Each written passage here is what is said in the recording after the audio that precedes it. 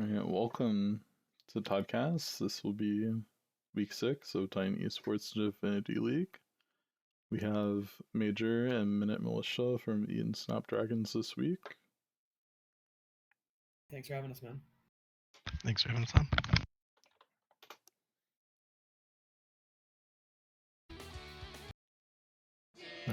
Is this stream officially live? I believe it is. Yeah, it's. I see it now. Yeah. Alright, so this week's gonna be a bit different, and the podcast this week and next week will be just covering screenshots of drafts and post-game screens, because Cam is our person who makes the clips possible. He's gonna be out for 2 weeks. So we'll get right into it with the first match of this week, which would be TD Heist versus Elysium Omen. TDH had to FF game 1. Not exactly sure what happened there, but this is the second game that they were able to play out. TDH will not make playoffs because they lost this match. So Yeah, it's really unfortunate that they had to drop game 1 when they were on there, when they were fighting for playoffs like that. like, one of the things that when you look at this game, I'm very confused on how like Elysium had counterpick for set. Well, they had R5 counterpick, and then they pick set into Olaf, and then he goes plays a really bad game, it seems. Yeah, I mean, the stat lines here are bizarre. Like everything you look at it, it looks like the red team should be losing the game, right? It's kind of. I'm not really sure how they won. Yeah, and then on top of it, the double AP, you go Lilia and Karthus, which is just usually a nightmare. So they have bad counterpick and also double AP hyper carries, and still somehow win, even though the Olaf has magic resist. I don't know. Very It looks like they just won through map play. Yeah. Like that's. Yeah, I mean, at least they went with the center, right? They could have flexed. Maybe they did it. Is Kobita is playing mid for this team, right? Is this the? Yeah, Kobita's mid. So, Karthus and a bot. I'm guessing. Is that? Yeah, Karthus and a bot. Trist mid. Yeah. Lilia jungle set top. Can appreciate that they're at least doing something interesting, right? They're trying to do things with their draft, even if it came out a bit weird, and you know. At least I like to see novelty in the league. It makes games more exciting, even if the actual quality of the picks and the moments they're given, maybe, there's some questions to be asked. But at least it's something new and interesting. So we'll have to see if they keep going to these double AP comps. Yeah, it's definitely an interesting comp. Looks like TD went a lot more standard with it, and I'm not really sure. Not really sure where the game went wrong for them. Yeah, it's kind of wild.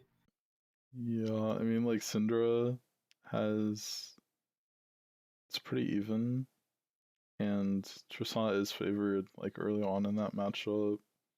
Olaf is like a monster. It's just really bizarre because the other thing that's weird about the Elysium comp is that they have like AP but no CC. Yeah, no CC, very little front line against a team that can kill the set very easily. I mean, it's all weird. I don't know what Elysium was doing. I mean, especially once you have Karthus, the Lilia player called for Lilia, obviously, right? Like I strongly doubt they were forcing Guster onto Lilia. Maybe they were. I mean, that'd be bizarre, but I'm gonna guess he wanted Lilia here. And it's like, I mean, I'm a Lilia main, and like asking for Lilia when you already have Karthus on your team is just insane. And yeah, none of this game makes sense to me. I'd love to see. I'm guessing that it was some sort of a massive 5-man Lilia ulti situation to win this game, because some 5-man fight that they just ran down afterwards. Yeah, because there's no dynamic other like set ult's not going to carry this game, right? You can't even ult anybody really except for Poppy on the other team, and Poppy only died once the whole game. So yeah, I have no idea what happened here. It's it's so bizarre. I mean, they're still downing gold, right? Yeah. I mean, it's actually kind of close in gold. It's close, but yeah, they're yeah. down still. Yeah. But that's after probably all the turrets Yeah, fell that's too. after. Yeah. So they were probably down a couple thousand. Good for Elysium. Clearly, they're a team that you got to watch out for if they're able to win games with this situation. So good for them, I guess. I don't want to harp on them too much for winning this game, because if you do manage to win a game from down that far, then you had to do a lot of things right. Alright, so pull up the next match in a second. Next match is the Shiba Squad Wolf Warriors and Dorada Gaming Row. Let's see. Where's this one? Okay.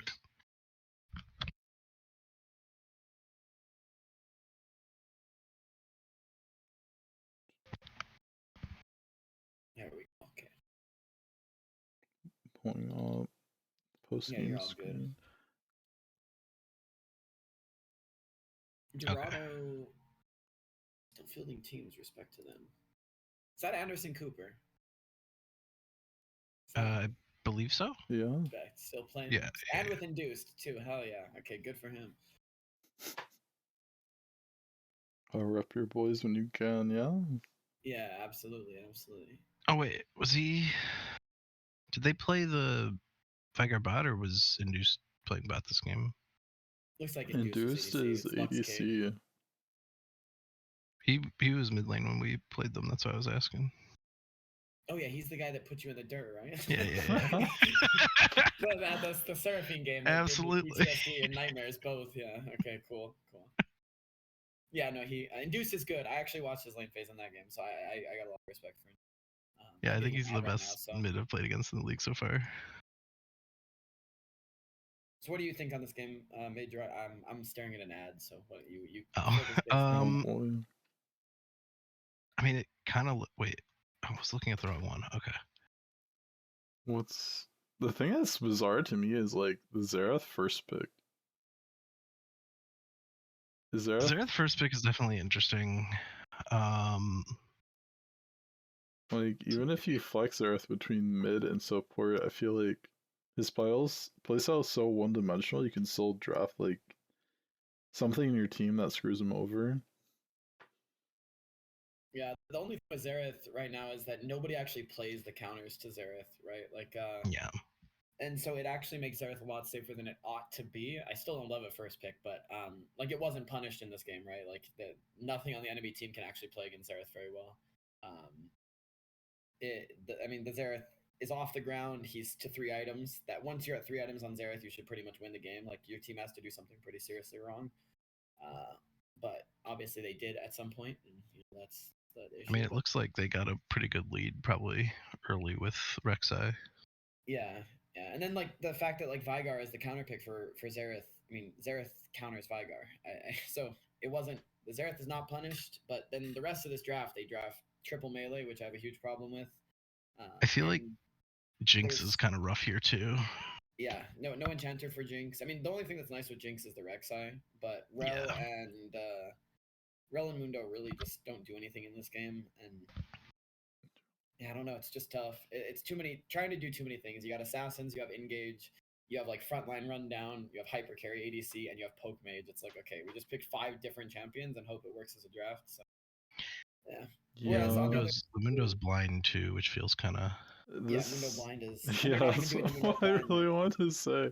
Is Mundo blind is so bad when they don't even ban like the % health champions that really screw Mundo over.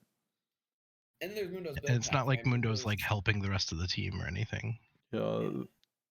Like it's off theme and blinded. Yeah, it's tough, man.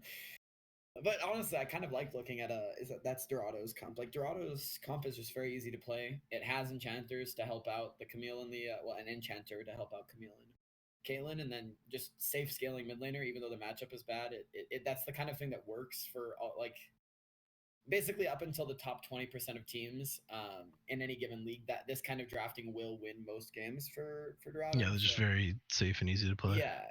It'll be interesting to see. When we play against them. I think there's a lot of holes there, but at least they're drafting solid, right? They're not It's not like what has happened to the Xerath team where We did play against Dorado already. Oh well, then we already know what happened. So yeah, we had a 2-1 with them. Oh yeah. See, I don't even know the name of our opponents. I just show up and help the boys, and we just win every week. So yeah, the only match we have remaining is Elysium. What do you think about for like regular the season. Mumu pick as a response to like Xerath? I think like it's it. just really strange. Like Yeah. It's definitely interesting. I'm thinking the guy just likes Amumu because I noticed that he played it the other game too. I think because I pulled up the wrong one first. I mean, assuming this is Cooper, he just plays these champs, right? It was Maokai for a long time. It's this now, and it's Sejuani back in the day. This guy plays frontline engage. That's the role that he's going to fill in most comps. And I mean, you know, they punished it with the Rek'Sai, but they still couldn't punish it hard enough to win the game. So I guess if you know that as the Amumu picker, if you know that the enemy jungle's not going to be able to like carry against you, then it's fine. It's definitely not a good pick though by any means, because you will get punished if the enemy team, you know, has the ability to. If they're sentient, you're gonna get punished. And but I mean, hey, more power to him. Like I said, it's an easy thing to pick. He's gonna click ulti against 3 targets every round, every fight, and you know, that's gonna get you far for the most part. So I thought like if I was red team, I probably would have looked to pick a more proactive jungle so you can actually target Xerath, because if he doesn't get ahead like early bot lane, or if he just gets set behind, it's really hard for him to get back into the game. No, 100%. Yeah, and I mean, especially if you're picking the Caitlyn too, like you're looking to play. You want to play up pressure and aggro early, at least through bot side, and then if they did a stronger mid that can actually challenge Xerath, like there's control mages that can do it, but Xerath also struggles into a lot of assassins. I think probably like Echo, you should just take something like Echo Rek'Sai or something on red side if you're like actually able to play the champions that you need to be able to play to beat Xerath. Because Echo will just beat Xerath in the one-on-one in the side lane, and you can't really, assuming that I know Corny is a Rek'Sai player, and so you can't really pick Talon here as the other one that red side would want to look to is be Talon or Echo. And if you play Talon into Rek'Sai and you do the whole sitting on the walls thing, you're just going to get yourself killed. So Echo probably is the pick here. And even as a jungle, if you say, okay, well, shit, I maybe your mid laner doesn't play it, you still provide the threat, and that the enemy team has to respond to the Echo and just play the Echo jungle and still be able to punish, like you said, with the aggression. Just put W behind Xerath, and Xerath dies. I mean, he has no mobility to escape an Echo gank. And then you could just play something like Tristana even mid if you really just wanted to go all in and gank him repeatedly. You don't have to do something crazy, but he got away with the Veigar pick. So yeah, I mean, at the end of the day, they made it work. They won the game. Yep. Yeah. The Xerath could have taken this game over Credo. You know, I'm looking. If I was on that team, I'd be having a long chat with Credo afterward. Like, how do we make you carry this game? Because the draft doesn't punish him, which means something in game went wrong. So yeah. I can't believe the Camille is like 6K, almost 6K ahead on this top matchup. One, the Mundo doesn't even go anything to like deal with the Camille either. It's weird. He's like building Frozen Heart. Like Frozen Heart doesn't do anything against Camille. She has 2 auto attack resets. She's not an attack speed character. And then also the fact that armor doesn't do anything against Camille. You should, as the Mundo, just be buying a Warmogs in this angle, Titanic Warmogs. And that way, every time Camille trades for 2 autos, you just back off of the wave and sustain. And you can also clear the wave before it goes to tower, so she can't take tower. And the Mundo would have been totally fine. Still a losing matchup for sure, but it's a matchup that can be survived through better itemization. But it still just goes back around to the why are you picking Mundo here, though? Yeah, exactly. Like, it's not doing anything for your team, and it's not winning the. It's not disengage or engage, right? So you're not helping the Rel or the Jinx Xerath. Everybody's unhappy with the Mundo. I think pretty much the only time you can B4 or B5 Mundo is like you've already seen top jungle mid. There's not a whole lot of percent health ADCs aside from like Vayne Kai'Sa. But To be there's fair to so many Feathers, % health top laners because they have a role designed to kill tanks in case you're against a tank matchup. You can't fair ban to all Feathers, he's the kind of a % health specialist on tops. his 3 champions, and all 3 are banned this game. So there is that element where it's Oh the yeah, I Alawi, didn't Urgot, see Ornn, it. all 3 are gone. So his tank's gone, his AD carry, Urgot thing is gone, and then his Alawi side lane thing is gone. So he's pinched super heavily. That doesn't really make it better, but Yeah. you know, there was some of the issues with the Mundo pick are forced by Dorado attacking his kind of Feathers small champion pool. Yeah. So there is that angle. Good drafting by Dorado to force that mistake. Right, I'm gonna load up the game too.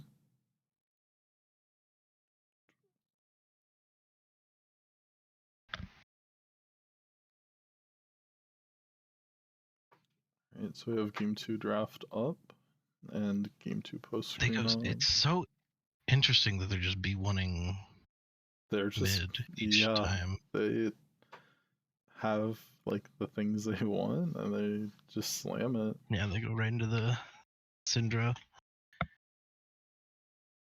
Flexing Syndra in this league, right? That's not a thing that's happening. I don't think anyone's doing that right now. Oh, I've seen Cinder support at this like elo, but yeah, Syndra support and Syndra top are both technically playable. Wait, Thunder and Credo swapped for this one? Looks like it. Yeah, because last game it was Credo mid, Thunder AD. Yeah. Interesting. yeah. The Ziggs pick is so good by Induce, by the way. It beats definitely. Syndra, and it also just curbs a Xayah pick, which I'm guessing they knew. Again, I don't know if Dorado knows this or not, but I assume that they know that Xayah is a potential here. And if it's not, it's still just good into Syndra. So even if they're not like 5D chessing it, that Ziggs pick is just it's so good. It's basically impossible to play the game. I mean, Braum, the Thresh pick is kind of. It's not terrible. I don't love Thresh here, but like the Thresh is enough to stop the Nautilus from just killing the bot lane. And honestly, once that Ziggs comes in, this game's just done. I really love Ziggs right now. Yeah, I think Ziggs is very powerful. Yeah. Ziggs is the best of the artillery mages right now. Yeah, the Ziggs Triss duo has been pretty popular as well. Double flex, right? So. Yeah, double flex and both double tower strong munchers. Yeah. And it's the same thing that nobody plays like the punishments to Ziggs mid, that it makes Ziggs so open, and then Ziggs also beats a lot of the ADCs that are getting played right now. So. Yeah. He's just in a good spot in the meta. Yep. I'll have to start thinking and about that. Like we were saying, Ornn's open this time and they pick him over the Mundo. Yeah. Which was a bait, obviously. Yeah. Back on this. Trying to. I really wish they would have picked Braum on R3. I don't really understand why not going Braum. Why you don't go Braum here? Into why the Nautilus. Want Braum into Nautilus in this particular game? Yeah, I want Braum because you guarantee to win bot lane into the Nautilus, assuming that they're not flexing the Nautilus. I don't think anyone's flexing Nautilus right now, so I think you just get the winning bot lane. And then it's also good into Gragas. You can't really ult as Gragas if the enemy team has a Braum, and then on top of that, they knew that they were going to pinch Feathers onto Ornn with the bans because they banned out Urgot and Jinx, and so that's another reason that like if they pre go Braum, it makes the Ornn even worse than it already is with counterpick on R5. So yeah, I would have, and Thresh does the same thing as Braum here. Like it's the same idea. They're just trying to disengage the Nautilus, and then Braum just does it a little better. Yeah, I think Braum's just better at it. It also is a better duo for Trist if you do have to force the Trist on a bot lane, if it's like a better matchup than what they wanted with the Ziggs. Because Trist can proc the Braum stun instantly with the bomb combo and then just jump back out for free trades. But I mean, Thresh is not bad, right? I do want to say that. Thresh, it makes sense. I think Braum was totally open here, and Braum's just nasty strong, so. I just think most supports don't play Braum because he hasn't been in demand for so long. Yeah. Yeah. Yeah. when it was enchanters and everything, you can't play Braum, right? So I totally get it. But now that it's back to people playing engage supports, like Braum should be on the front of people's minds as a counter to these engage supports. But maybe it will at some point. I don't know. People should just also not be picking Nautilus right now. So that's the thing that stands out on blue side. I'm is like still blind. pretty confused by the Xayah pick here, to be honest. I'm not sure what the Xayah pick is for, really. I mean, Unless, again, it was you lane swapped Thunder and Greedo, so maybe that's what Greedo plays. Like maybe it was just comfort. I don't know what the purpose of the lane swap was. I really like Xayah into melee heavy teams or dive heavy teams, and Dorado's roster, like when the Xayah pick was done, is not that. Like, Yeah, I think you just want and to you already quit know scaling it's a bad ADC. matchup with the Ziggs. Like Ezreal might have made more sense, but Ezreal with Rush, I mean, not isn't amazing. I'm not sure. Militia, what ADC do you think should have been before? All right, I'm back, boys. I got the Jimmy John's hookup. So. Oh, nice. All right, I had a question for we you. were talking What about the Xayah ADC pick. do you think should have been picked before? There are 4. So probably what they need to do is take the Gragas top Nautilus jungle, and pick Ash. Bot lane. Yeah, pick Ash and a kill lane, and just try to kill Thresh over and over. Thresh really can't play against kill lanes if you play like Ash Zyra or something, or if you play even Ash MF is another one that you could go because they actually need more physical damage. They have too much magic already. So probably something like Ash MF or just straight MF with a hard CC support that's ranged instead of Nautilus. Yeah, if you can't flex it though and you're stuck with the Nautilus. If you're stuck with the Nautilus, you're kind of just screwed, to be honest. Let's see. Dude, that's what I was thinking. Yeah. No, if you have the Nautilus, you're screwed. Yeah, I just hate Nautilus, and Maj0r knows I'll go on a whole rant about how much I hate engage supports. So yeah, I think it's pretty over once they're forced into Nautilus support. You have to force the Nautilus out of that and just accept that, like, Nautilus versus a Mumu jungle, you're not gonna get punished, even if your jungler doesn't know how to play Nautilus. Like the Mumu's not gonna come like ruin your day. Like you just corner your first timing Nautilus jungle. Have fun. Yeah. You get plenty of time to learn the abilities while you're clearing. Yeah, I feel Ash like and MF are the 2 ADCs that you have to pick here, though. I think even if you have Nautilus. I feel like Nautilus is just one of those supports that everyone learned because Kai'Sa was like the best ADC for a long time. Yeah. And yeah, now it's just now people are his power still with level it. is kind of like gone with Kai'Sa. Mm-hmm. Yeah, people have been playing Nautilus for years, man. I don't think there's been a single point in my whole playing or coaching career where I like Nautilus support, and yet it's been meta for probably like 4 years now, off and on. Yeah. Other than the enchanter meta that we had for like last year, but even then, people were still picking Nautilus support. Like they thought it countered enchanters or something, and it's like, dude. Yasuo actually feels somewhat playable there. Yasuo. No, that's a good call. Yasuo's good. Yasuo's really good there. Yeah. You have Nautilus, Gragas, Syndra. It already beats the Ziggs. Yeah, it's super good there. That's the best ADC. Yeah, and you're going orange. Yeah, actually, I think it's Yasuo. Yeah, 100%. That feels so weird, but I think It's funny that's that right. I was the one that called for the Yasuo in similar circumstances this other Yeah. week, and then now you're the one that sees it. No, Yasuo's great here. Yeah. Alright. Let's move it up to the next match. So the next one is Dynasty Bismuth against ET Solar. Where's that? There we go. Sheesh.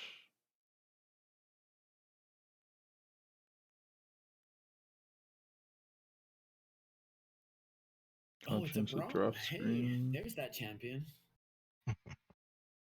Where was it picked? That's the question. Yeah, we had to see. I loaded the That's wrong the wrong draft. draft. Yeah. Good. It was Right not off the picked in a bat, it good looks spot like because bot it's the lane. fucking blind Brahmin to Zyra. Oh, I literally said this as a joke. Yeah. before the- You did. I literally said this exact thing. Oh. Yeah, what is this draft from Blue Side? Actually, I'm looking. I saw the Braum and I was like, "Yay, Braum!" I just talked about bro. Blue team draft is some. This is weird. This is really weird. This And feels. he's that Guardian Angel second item on Pantheon. He's 1 in 4, bro. I mean, are they... Dude, he's struggling. He's 1 4. He's like, "Fuck it, I'm not dying anymore. I'm just getting GA, bro." This really just looks like bot lane just ran over the game. Yeah. Oh my god. I mean, top did well too, but Yeah. Honestly, the Zyra pick is really good by Red Side, but I hate everything else that Red Side did with this draft. Xin with no enchanters, Cassante into like nothing basically. That you just blind Cassante like into a comp that has 2 melees that can deal with him. And then Nico, when your team already has a Zyra that's doing Nico's job, it really needs to be something else. I mean, there's like no good Yeah. solutions at this point. That this whole both teams like look. I've been being nice. These are some trashy ass drafts. I'm gonna be real. It's just not. I don't have anything to say about this one. Like bro. it's so it feels really weird from both sides. Good counter pick to the Braum. Zyra is the correct counter pick. So for the first time in my life, I'll say good job, Trucks. You did it. That's I'm a good just kind of confused. Like, Solar's only go button is like Nico ult, and that's not a spot you ever want to be in. Yeah. Yeah, and they need to use go buttons because they have Cassandra. Yeah, they've Kai'Sa as well. Yeah. Like, well, Kai'Sa can play poke. I mean, Kai'Sa can play poke, but most Kai'Sa players want to play. yeah, they want to dash and do their cool shit. Yeah. And if you look at the build, that's I know what Kai'Sa went for as well. Mm-hmm. Yeah. I mean, the Cassante and Xin forces them to play engage, and then they have Zyra like weirdly. I think they should have just sacrificed their Xin pick, have Xin go full bruiser, and accept that like Xin is a bad pick in the situation with what has developed afterward, and say we have to now rely on like poke Zyra Zyra poke and disengage, and then Kai'Sa poke, and then draft more disengage in R4 R5. I mean, this is kind of a bruiser Xin build, aside from the Spear of Shojin's second item. Like, I think it's third item Black Cleaver here. I mean, that's just the like go-to. Yeah. The second item right is the now. problem, right? The second item is where he needs to be tanky instead of offensive, and because he has no help, right? Shojin's actually fine on Xin in general, obviously. It's just that you need help to get away with that, and his team has no ability to help him whatsoever. Yeah, The I help really that like maybe Xin with they do have is Enchanter. just- Yeah, Xin with Enchanter feels so good. I've been telling my jungler to play that, and maybe he'll listen to this and finally do it at some point, but it's been a year of trying to get him to do it. And sad times. Yeah. I mean, even especially now with the spear item with Xin, like how strong that duo of items is. It'd be a really good time for that. And then like what's up with the 4 melee on blue side? Like Well, just I don't think they understood that Braum passive doesn't work like Sedge E. So they just drafted 4 melee. Bro. Maybe. The weird one to me is just the Pantheon. Like I feel like what is Pantheon doing? Well, isn't the Gwen also weird here? Because again, Kai'Sa, I know that people aren't doing this, but is Gwen? How is the matchup with Cassandra? I don't know it off the top of my head, but so they might just be picking it for the counter matchup over anything percent else. Health damage beats Cassandra, and Gwen is exactly that. They're not. Gwen cannot just split push Cassandra to death. Cassandra will clear the waves, right? And so then it means there's going to be team fights. I mean, we don't, I'd have to see this game, but there's a Baron and Dragons, and so or a Rift Herald and Dragons, and the game's just like done. So I'm guessing that there was team fights. If they just split push this game out and won through pure split push, then sure, I still would have rather had something like Fiora at that point. But I get Gwen, but I'm looking at this as like Gwen is against a Xin, which can disengage her, and against a Zyra Kai'Sa when it's picked. And it's like, so literally you're just picking a champion only to win the side lane, but Gwen is not like a side lane solo win the game. She's a team fighter, right? Right. She's like a She wants to counter team rejoin. fighter. Yeah. And so I don't know. Both of the B4, B5 picks are not the best in my opinion. I don't know what's up with the Pantheon. Clearly, they're like working on something that I don't know. I mean, they were Probably. ET Solar was already out, right? Yeah, ET Solar was 0-4, so maybe they were just kind of experimenting with stuff. Totally would make sense because like Maokai Pantheon, who's ever said that's like, oh yeah, that's probably the duo we want to play right now. Is like, it's just, I don't know. It's very strange. It's very strange. Pantheon mid has merit, just not as a blind. Yeah. Yeah, that's the biggest thing. I don't like hate the pick altogether. I think there are. I don't love it, but I think there are some times for it. But again, blinding it is just weird. Pan's great into like mid range, right? It's really good for that. But the enemy team's not mid rangey at all. They're like super long range and then also dive. And so I don't know. Pantheon Pantheon was definitely the underperformer of the game, right? You have everybody else on blue team is having a great time, and Pantheon's kind of struggling. So. Dude, that might be because of the GA second item. Cam just said it was Solar was playing well, and then they gave up on first Baron. They gave up a triple kill to Trist, and Dynasty got Baron. It's tragic. More of an in-game issue than a draft issue in this game, it sounds like, because both teams had problems in draft. And yeah, the draft is definitely a wild one. Yeah, the draft is doing all sorts of stuff, which is fun to look at, right? That's. Yeah. All right, I'm gonna pull up game 2 stuff. Yep.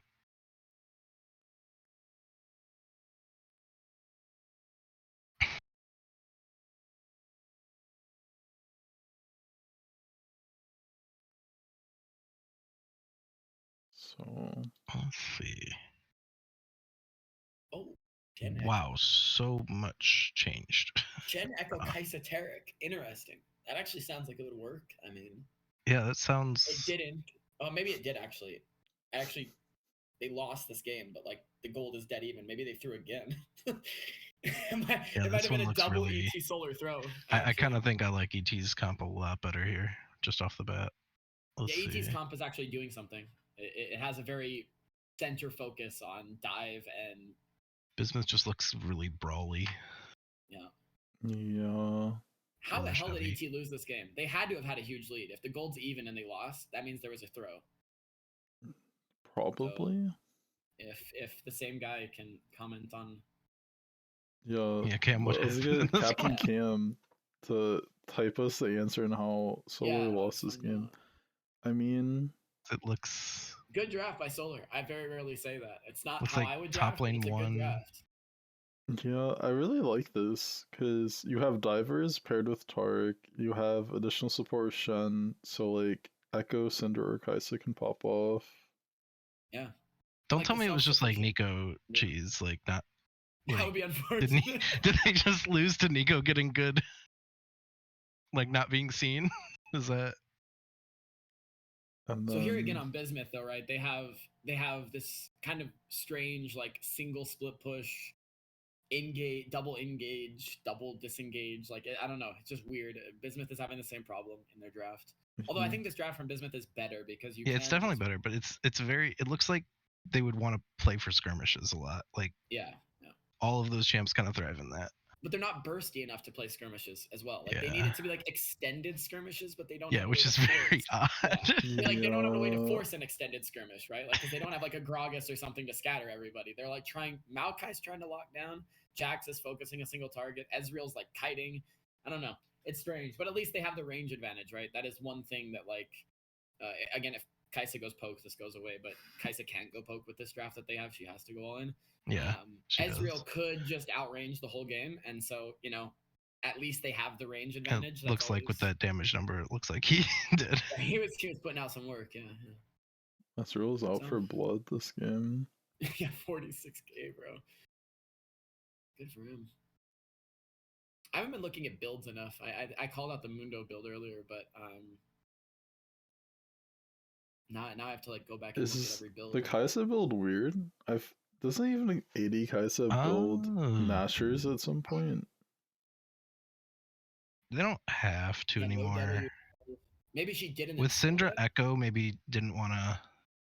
Yeah. go too much into it. How much damage did she have? Her total, or not damage? Yeah, her can gold. you what's behind the draft real quick? Hold on. Yeah, sorry, just so I know her total gold, because maybe if she sold it, I could kind of understand, but she'd have to have like 22K. No, she to has do that. 17. Wow, yeah, so she just skipped an AP item. I mean, W doesn't matter this game, right? They're just engaging, so. Yeah, I think it might be just going for the full AD build because you already have 2 AP champs. But then Wit's End is weird. Yeah, the Wits does. Yeah, this is Wouldn't like Nashers just be better? The than Wits kind of feels like getting caught by Nico too much again, like. Yeah. Because that's the only Well, one you would. Zonia's, right? Wouldn't you just go Zonia's? Yeah. Because Nico, everything's delayed on Nico. Like the route into the lob queue or the ulti, like all of it's Zonia'sable. Yeah. it's just. Plus, yeah, I don't know. But once don't you know. go like Wits, Kraken plus whatever other items that have attack speed like Berserker boots, like after you press the Young Kaisa, you risk going over attack speed cap. Like he does have lethal, but still, like I'd rather buy a full attack damage item at that point. And the full attack damage is punchier too, right? It's more to the comp's idea where you catch somebody and kill him, whereas the attack speed's more DPS oriented. But like they're not really trying to do DPS. That's not. Yeah, you're not trying to do full front to back. Yeah. So yeah, no, I agree. The too much attack speed for sure in that build. You almost wonder if this is like a lethality Kaisa game, to be honest. I could see that. That's what I was thinking, actually. Yeah. You do kind of like the Jace build with like Dustblade. And yeah, it helps you with your wave clear, and then you can one shot people. Yep. Yeah. Because that one shot's all you care about. If you're Echo or you're yeah, really, if just you're waiting on Echo. That's the whole game. You Echo flank into everybody clicks buttons at the same time and trying to kill off the Ezreal Nico. Yep, really the Nico especially, because the Ezreal he can do a lot of damage, but he can't 1v9. The Taric will heal too much. Like you just kill Nico and then you focus the objective and force Echo to walk or force Ezreal to walk towards you. The Jax can be a bit of a monster too, but yeah. I like the Jax as a champion, but like I kind of hate playing Jax into Taric. Once you do that first Q in, you can't get out of the fight for like another 5 seconds. That's a good point. There's and actually, lethality Kaisa would have been way better into the Jax too. Now that I think about it, yeah, you wouldn't have to auto into Counter Strike. Most of your damage is from Q. Yeah. We never got a report on how Blue Team won this. No, we did not. Looks like it's got to be a Cam stepped away, but it's got to be that. I mean, I would. How good is Bismuth? What's their record? Are they like top of the end team? They are the final playoff team right now for Group A. So the bottom playoff team, you mean, or the Yeah, I mean, it's weird because that whole right 3 through 6 is all like really tight in Group A. And ET Solar didn't make playoffs? They did not. They're the only team in Group A that missed. They're 0-5 with an 0-10 game record. So, but I believe the same roster with a different mid laner is winning Aegis right now. Yeah, I was gonna say like most of these players are good. I know Not So Dark Trucks and Asian are like fine. I mean, honestly, Group A is like really tight right Group A is also in general right now. Everyone's beating each other. Yeah. Interesting. Very, very bizarre set of circumstances because it seems like the throws and everything would indicate. Normally, when you see throws, in my opinion, it's that a worse team, a worse set of players specifically, not even team, has got ahead in the early game, and then the like better players clutch it in the long term. But I don't even know if that's true of this like series. Like these players on red side are actually pretty well respected, but maybe blue side is too, and I just haven't came across these guys as frequently. But yeah, it's quite peculiar. Next thing will be your cross match against New Moon. Oh yes. some spicy stuff in there. That was yeah, I bet spicy because it doesn't affect standings. So well, it's partially that, and also partially we always lose one. we always find a way to throw a game. Yeah. I think we played 3 different styles this series, right? I think so. We really changed it up a lot. I just want to say that I do not condone the drafting of my team whatsoever. These guys are boosted animals, and actually, this draft I like. No, this draft was absolutely epic. This was great. Yeah, this was your draft. I was dictating this one. I was like, guys, we're taking this at least once. One of these games is being serious. So, yeah, don't pick Nautilus against us enemy teams. We don't know how to counter Nautilus, so that's usually how you beat us. I love it. Comment from this one.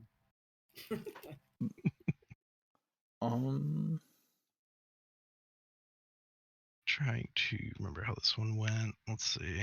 Yeah. How did this go in game? Because I could talk about this draft. It's pretty clear what we're doing, but I think in game our bot lane fell behind a little bit, but it didn't really matter because it sent a Scion. The Technics kind of just snowballed on the Lilia quite a bit, and ISO won top really hard. Yeah, and that's the whole idea. The Scion. Yeah, that was basically the only. I mean, Rek'Sai picked up a couple cleanups and was getting a little scary at one point, but other than that, it was. Yeah. We have double save in hand. Between Ori, Shield, Senna Q ults. It's really hard for the Rek'Sai to kill multiple people. Yeah, and the Lilia is just out of hand, even though my guy doesn't know how to build Lilia. Is what it is. He's Techie's a monster, so we put him on these solo carry games a lot. I think we do that twice in the series. Yeah, I think we do 1 and 3. Yeah, we give Technics give him the torch and let him go, and so this whole comp's built around Techie. We've got the kind of enchanter mid laner, even though Ori also scales really well, and we wanted a mid laner that provided damage insurance late game if the Lilia did not get fed, which it did, so we did. It doesn't matter, but it was an insurance pick. I was definitely supposed to build different this game once Technics got ahead, but I was also ahead, so I didn't feel like. It's still fine. You still scale like crazy. Yeah, I was like, oh, you're gonna yell at me when we get out of this one for not switching to support. Yeah, so the next item, if we got to 4 items, it would have been a conversation. But I don't mind these as your first 3. Maybe Shadow Flame you could have skipped for. Yeah, that was the one I was thinking of. But this is not bad because we talked about you being the damage insurance late game, right? You had to be if Techie starts throwing the game, then which he sometimes wants to do, we had to have AP damage left over in the draft, and so you got to step up and be that man if we needed it. And everything's great here. I mean, we have double move speed upgrades for the Lilia. We have a winning topside matchup. We have a jungle matchup that is basically carry versus carry, and we're very confident in Technics winning those matchups, even though Psyche, I'm guessing is how you say his name, did play well in this game. So, respect for that. Keeping up was good. But, I mean, it's literally Senna, Scion, Camille, Orianna late game. Like, it's just unwinnable if the game goes past 20 minutes and there's, like, anything close. And plus our main carry in Technics was fed, so. Yeah. Just tough. Good on Psyche for doing this, though. The Scion pick, B3, baits the Gnar pick, which then also gives you a really dominant top lane. Gnar just really can't do anything to Camille. Unless he's able to proc his W passive multiple times, she just wins the short trades and then neutralizes his poke with W. Yep. And I like that you called out the bait angle on Scion because that's a huge reason to pick the something like either Cho'Gath or like Scion, depending on the game. And I'm not going to go into exactly like what this means for our team, but that does force the other team to like make decisions about which laner they pick when in the draft order. And we were trying to get this game specifically a counter pick on top lane. But to get a counter pick on top lane coming from blue side is very difficult. So we had to draft in a way that incentivized the other team to respond with their R4. And really they should. They make the right decision, right? Because we can still take the Scion top and put a different thing with the Senna bot lane. Yeah. So if they respond with a mid laner, they can like they're just getting a counter pick unnecessarily given away. Whereas if we do take the Scion top, there's the chance that they get the double counter. But instead they only got the one counter. And so that was kind of a best case scenario for us. They needed to really they're stuck in that catch-22 where they can't really respond well to that, because if they pick something that Scion beats, we just stick Scion top. I would almost say R3 the top and then ban top laners that you don't want to see counter it. I agree. Or mid, either one. One of the Yeah, solo whichever. laners needs, one Yeah, of the solo R3 laners the needed solo to do laner. R3. Yep. And then probably not pick Rek'Sai yet because there's a low chance we ban Rek'Sai, and also it saves the Nautilus flex into jungle. Yeah, but again, I don't think anyone's actually flexing No, Nautilus but in this league. This is just good drafting though to do that. Right.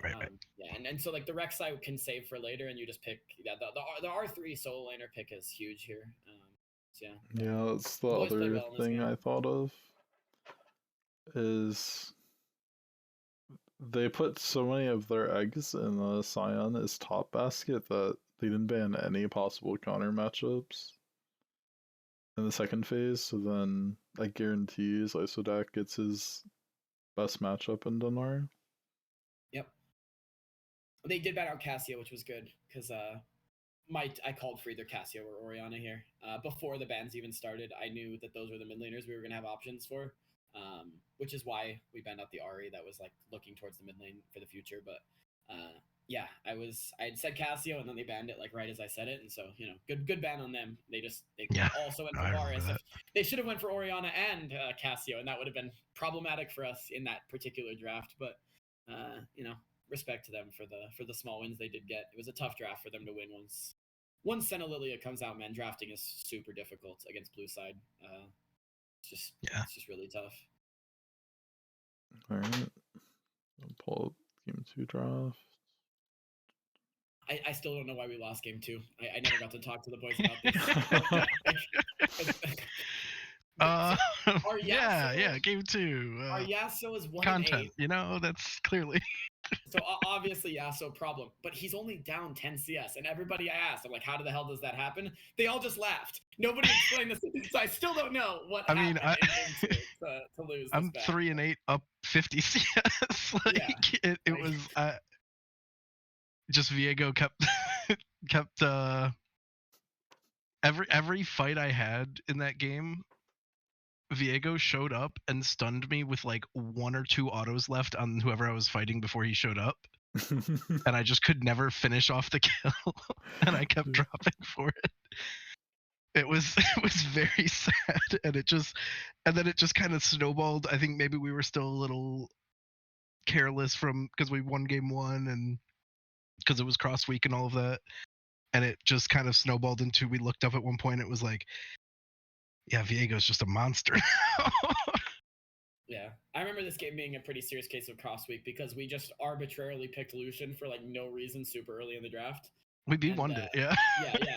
And there was like no reason. Like I was like, what the fuck are we doing, guys? And then we had to like find a way to make Lucian work in the draft, and then we had too much magic damage even with Lucian, and it was just... We went with the Yasuo, and then after we picked the Yasuo, because I was originally going to play the Yasuo, yeah. And then after we picked it, Goose is like, no, I want to play it. That sounds fun. And I was like, all right, I'll play Lucian. And I'm like, yeah, that sounds fun. And just like... Yeah. And the only thing that contributed this draft was picking the Lucian. I basically forced... Or not the Lucian, the Yasuo to get picked. Everything else was kind of like the boys getting to play what they wanted to play. ISO's been asking for Gwen in scrims for forever, and he did well on it. Yeah, he did well. These are things that we've been wanting a lot. Oh, also the Gragas pick was terrible. I didn't want to pick Gragas. I was like, what are we doing, guys? Like, we just... Yeah, I think the big thing that happened once Viego started getting ahead was everyone he picked up had like gap close. So like we would start losing a fight, and then we would try to run, and he would pick up Gragas and chase, or he'd pick up Lucian and chase, and it was just like one after another falling down as everyone's trying to run away. At least our CS numbers are good. I'm happy with that. Except for jungle, but that's also where the Psyche was going nuts this series. Yeah. But everyone else, we have really good he CS absolutely numbers. played insane. Flame Horizon in top, and Lucian and Yasuo both doing well despite just absolutely running it the fuck down. So. Psyche's like my favorite jungle carry to watch. You give him the tools and the right champ, and he just goes hard with it. Yeah, he definitely, like, whenever he started getting ahead, it started getting a lot harder to play for sure. Good for him. He had a great series. Yeah. Alright, I'm gonna pull up game 3. This is our only game 3 series, by the way. I mean, we've only had 1 2-game series. Literally Game 3 every gamers, match what this can I week say? was 2 games except for Two of this them, one. yeah. I'm kind of amazed by that, honestly. Yeah, it Oh, was this is Because the there were really. first some one that game should have been 2. closer. No. Wait. What do you mean? Elysium went 1-0. Yeah, true. Yeah, it's a technicality. I forgot game 3 was for fun too. I thought it was just game 2, but no, it was literally just one game of serious this week, and then the game 2 and 3 got wild. I'm gonna be straight up. And literally, no, you wanted Cinder this game, right, Major? You said this even before the game that like you thought Cinder was good game 2, and then we just picked it game 3. Like we knew we were gonna pick it the whole way, basically. I'm trying to remember. I don't think so. I No, thought I you don't think brought that it was up. this game. I thought you Maybe. brought it up in prior games, and like we had it in the back of our I minds. think I that know. might have been from one of the scrims or Okay, something that I was just like feeling like playing Syndra. Or no, it might have been this game. because I know Sej and Belveth were like. I so just wanted to play Sejuani. That was just like Yeah. the thing.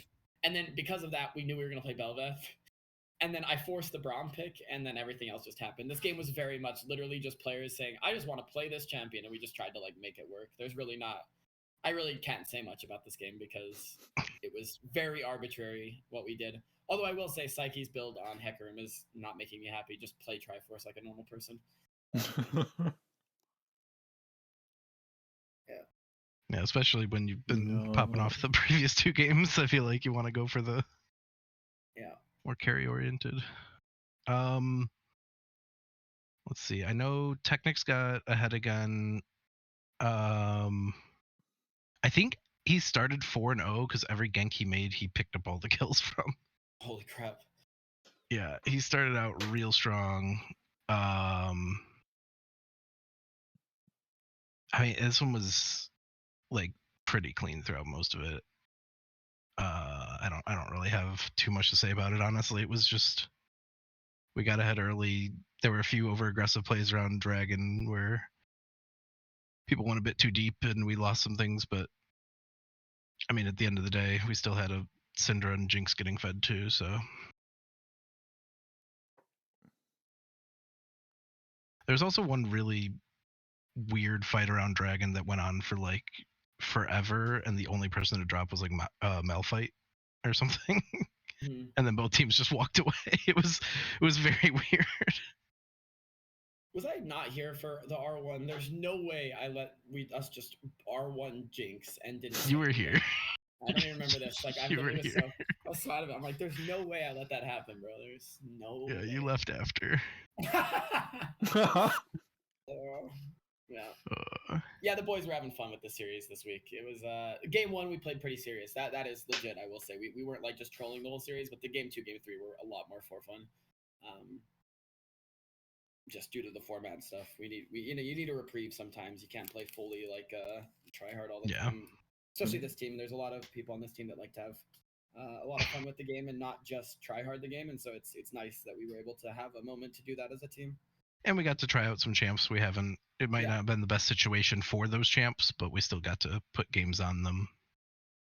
So it's always good to play against another. I mean, Newman's, I think they're locked in playoffs, right? Are they the 4 seed? For sure. Let me pull it up. New Moon 3 or 4. Yeah, they're locked. Pretty much locked in at 4th. Yeah, there's only 1 week left. Friend Zone can't, but they can still pass Conduit, so they could be 3 or 4. Proceeding, they are fighting with Conduit, but that's about it. Yeah, so I mean, getting to try out picks against a playoff team is always good, honestly, and it's the one benefit to the cross week. That's true. But overall, I think most teams kind of didn't take the cross week very seriously across the league. All right, so next thing, we're going to Group B. The MF Braum game that we did recently must have been a scrim then, huh? Where we played MF into their Braum. I'm not gonna like. Yeah, that was a scrim. Yeah, I thought that it was these games, and I was gonna be like. No, that one was a scrim. Yeah. So this is nice to see Orca agitate versus Conduit Esports Fever.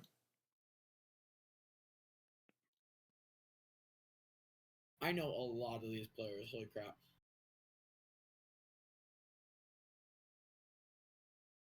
Let's see. Oh, yeah, draft up. Okay. Rel first pick. Yeah. Bro, I know every player on Are Red they Team. Who is that? Still on the left side. Dynasty. On which team? On Red. Sorry. The one with Stubby. It was red. It's red on the match. Red is Fever. Oh yeah. Red is Fever. Oh, it's Fever. Okay, never Wait, never no. mind. Hey, that Stubby makes more is sense. Fever. Yeah, Stubby is. But are they Conduit? Is that? Yeah, that's Conduit. Yeah, Conduit Conduit's on Esports the Fever. left. That Yeah. makes more sense. That makes more sense. I'm like, how are these guys just like a random org I've not heard of? Like, because these guys all have been around forever. Batman was the first jungler I ever played against in competitive, by the way. Talking like 2017. That guy is as ancient as I am. Respect him for still grinding. Yeah. Yeah. Look at that. The draft though. The Rel first pick is interesting. I wonder if they're still flexing at jungle. I'm really confused That's why they would have Prio. why Dynasty didn't B3 Braum. I mean R3 Braum. This is a good question. Like, they opened the MF can of worms without banning Braum, and they don't get punished for it. The only thing with Braum is that Braum cannot stop Zac Dash. Yeah. It also has. Well, he came with the ult, but it's not really. Yeah, no, but what? Thresh does not stop Zac ult with his ult. Hmm? Is that in a the thing? mid game, No, you said. Wait, what did you say? Braum can. Oh, you mean Braum ult? Never mind. I get what. Yeah. Sorry, Yeah, I get. yeah. No, I'm following. I was like, No, but that would be Thresh ult, insane I if was like, Threshold stopped it. What are we talking about here, bro? Yeah, no, that makes more sense. My bad. I'm dumb. as I was saying, like, in the mid game, Maokai is a pretty solid disruptor for Zac anyways. And Mhm. then the Braum shield for MF ult just makes the game a lot easier, because there's only a handful of things that can immediately deal with MF ult. I don't think it's super necessary in this Yo, game, to be honest. What the fuck is that MF build, by the way? Oh, that I am is- very confused. Oh, Wait, how wait, am I okay. just seeing this? What is that? Holy shit. I know. I was like, huh, what is? I the didn't MF take a build look at right that here? one. Whoa, Interesting. whoa, boys. Yeah. Isn't Lethality MF just the only build right now? I don't think Crit is good too, but you go IE to go crit. Yeah. You don't go. Yeah. You don't go Navori. Like Navori is like some old school like Essence Reaver weaving Q like build. This is bizarre. I have no idea what this MF is doing. Yeah, this is a strange game where Cure doesn't have like 9 CS a minute. Mm-hmm. Yeah, I don't. The only thing I can think of with the going back to the Braum real quick is maybe they don't like the matchup with the Zeri, but I mean, they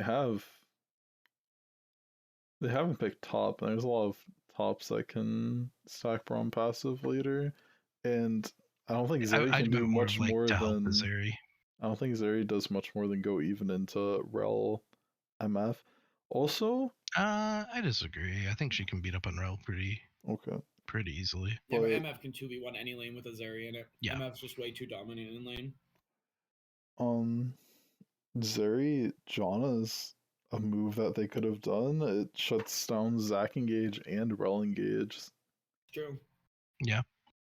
Problem is they could have switched the Rel jungle. If they are, I don't know what Conduit does with the Rel, but if they're picking it that early, it feels like they want to flex it. And then you could see something like Ashe come out on. Well, they already E3. have the Zac, right? No, I understand. Yeah, I guess fair. What you mean at the point When that Thresh is coming in. Thresh is picked. Yeah. Yeah. And then they have it locked up. Yeah, I guess you could just go. They could flip them, but that's you could go about it. Jan- Yeah, Unless Janna's they have like a Janna's Zac better than top. Thresh, though. I like Janna if you because they've just Conduit weird. They just overplayed their hands so much in the first three. But yeah, Janna's better than Thresh in my opinion. I like I don't really Janna. know what the first pick Rel is if you're not planning on holding a flex, but I don't know. Yeah, exactly. Like I guess the assumed it was Maokai like- comes out, so maybe they thought, okay, now maybe they don't like that matchup. I don't know. Either way.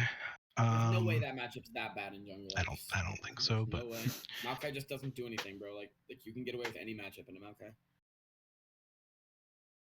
Yeah, and then this is just a really Top big. lane Yone game. Yeah, it's a really big Aatrox counter, and not one of the usual Aatrox counters you would ban for. Was Talia ban? Wait, what the?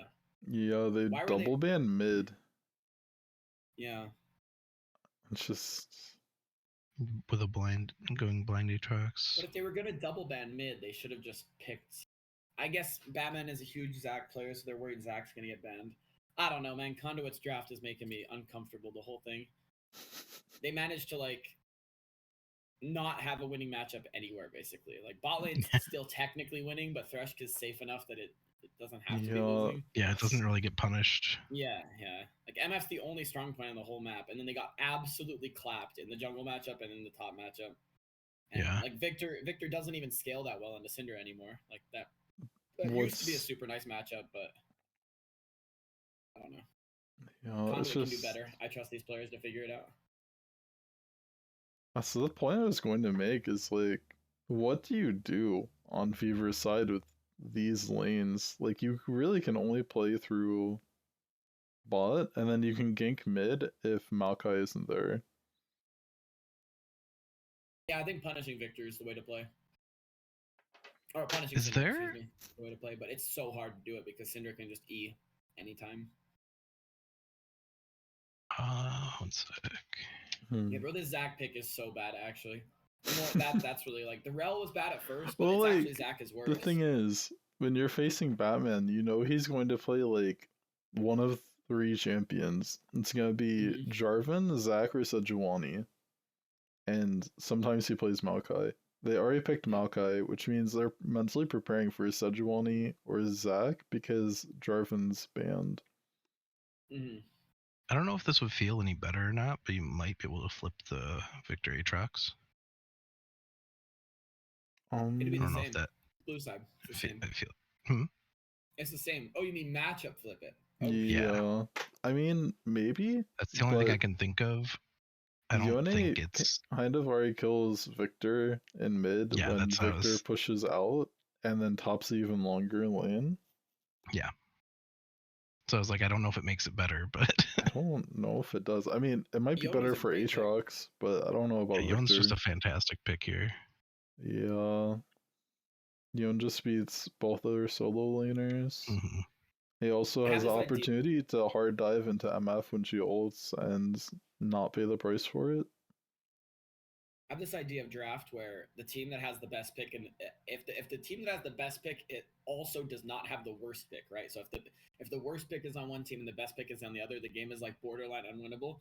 And I think this is a really good example of that, right? Because the Zac has actually no lane he can gank. If he tries to fight where Maokai is in the jungle, he will just get queued every single time. The top lane matchup is hard losing, and Yone should just play safe except for when he's Eing, and then the Zac can't E because the E timing. If he tries to go bot, Zeri has mobility and Thresh has Flay, and if he tries to go for Cinder, Cinder has E. So like Zac just has nowhere to go. It's like borderline unplayable this game, and then Yone hard wins against both the matchups that he could go into. So it's just those 2 picks basically ruin the whole draft. Even though Zeri Thresh is not hard losing into Rel MF, like you know you're gonna lose, but you're not gonna get killed. Like there should be places that blue can play through, but because of the jungle matchup, there becomes nothing that you can actually play through. That's just good drafting. That's a really interesting rule I've never thought of before. I'm gonna probably start seeing where that holds true. All right. Yeah, good on Outrage. He's the MVP, even though the Zeri went nuts. That's a Yone angle. All right, pulling up game 2. Oh yeah, that's right. Conduit has to lose again. That's just like a rule because you said it was all 2-0s. Yep. Shit. I was expecting him to win. Oh my god, ADC is just going nuts tonight. Let's go. Yeah, Dynasty is 6-0. Yeah. I think they have the cross week this next week, so they've already won all their games. They went 12-1 record across the split. Who is this ADC? They're the first seed from. I know QTF or OTF or whatever. I know Outrage, but who is this ADC? I've never heard of this. I think they just name changed this week. Let me see what. Yeah, this name's not familiar to me. I'm Yeah. pretty sure they submitted a name change before the week. Yeah, it's all good. But you don't know who they are, Maj. Like, I'm off the top. looking. We'll have Detective Maj0r on it. Yeah, good for that guy. He's popping off. You don't see new people come into competitive very often anymore. That's true. It's May on Discord. I don't have much to say about this draft. I mean, maybe Renekton B3 is spicy. Yes, it's a very aggressive pick. Especially because, and like... it got punished, too, so... Oh, this is just painful. Like, they early pick Jarvan, then pick Renekton, and they get hit by a Poppy. So it's like, you have a Renekton you really can't play for now. Assuming this is Poppy top. Yeah, they put Poppy top. Yeah. Somehow Poppy's 1 in 7 this game with... Yeah, well, Stubby finds a way, right? wait. What is the CS per minute? 120 divided by 30? Yeah, that's tough. 4 CS per minute on Stubby. That's a world record, isn't it? Sub jungle CS right there. That's oh tough. My god, dude. That's brutal. Yeah, that is. He's smelling the roses 6 feet under. So is this whole game, is this just player gap? Like, is Dynasty's players just way better? Is that because, like, some of these counter picks for Red in this game is like, you would think they're winning. Although the Cassio into Victor or Seraphine either way, like, bro. I mean, Dynasty has seemed to be player gapping the whole group for sure. Yeah. Kind of looks like it. It's weird because they had top and mid counter pick here, and they still didn't do a whole lot. Cassio pick is terrible. I don't know what the idea is with the Cassio. Yeah, I don't love the Cassio. The Poppy pick was great though, so yeah, I like the Poppy pick a lot. And Ezreal makes sense to avoid the Jarvan engage. Thresh kind of feels off here too. Yeah. I think this is another one of those instances where the best pick of the game, the worst pick of the game are opposite sides. It's rare that that's not true, man. It's yeah. I'm on an ad for another 20 seconds, so I think you guys are just right. Everything you said. It's just,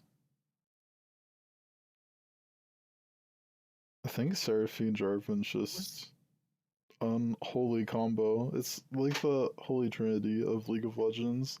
You have engage, you have hard CC for like 3 seconds, that's undodgeable, and you have a decent amount of damage with it. It's good right up until the other team picks Udyr, and then you feel really bad because you just auto lose the game because Seraphine Jarvan will get 2v1 by Udyr every single round. But it is Seraphine support though, so it's not like... Yeah, exactly. That's what I'm saying. If it's Seraphine mid, it's a little bit tougher, right? Because the Seraphine can actually kill people, but there's no damage from that duo, so all you're hoping for is engage, which you're right. In terms of engage, it's brutal. It's really hard to play against. But you have to play champions that don't care if they get engaged on, right? Like Udyr, Mundo. Yeah. Stuff like that, and then it becomes easier. But if nobody does that, they're picking fucking Poppy, Maokai, right? Like, you're going to get to layer everything through and be happy the whole day and be under no threat. But people, I was hoping that Jarvan was going to be as, I don't know how you'd say this. I didn't think he was that broken, but the way people thought he was broken when the Sojin changes came in before the nerfs, I was hoping that Jarvan would stay in the game because I was building ideas on how to beat Jarvans so that we could just bait people into picking Jarvan all the time. And I think there are a lot of ways to do it, but definitely in this game, those did not work. Because Poppy is one of them, and it just didn't work. So, you know, props to Dynasty. They look like they're serious threats at an individual level, at least. I'd have to see the game. I'm honestly really excited to play against them. I hope we get to at some point. Yeah. Right. We'll pull up the next match, which will be Going Insane versus Friend Zoned.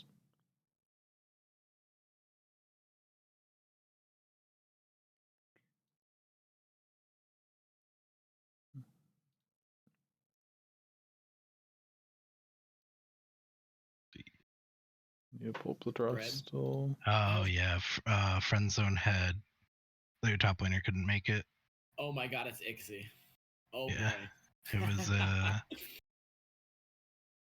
they had to make some subs. So Ixie was the sub that Bread brought in, I'm guessing, and then Bread swapped roles. Hmm. Okay. Yeah, everyone else on their team's in their normal spot. Yeah, that's the team that they tried to get me and Waka to play for. In Bread this was- one? Yeah, Bread was asking. Oh, early on, yeah. Yeah. Yeah. Interesting. So The Soraka pick came out. Oh shit, Kilgar. Respect. We're gonna have interesting picks. it's such a dominating game. They did play the the LeBlanc build.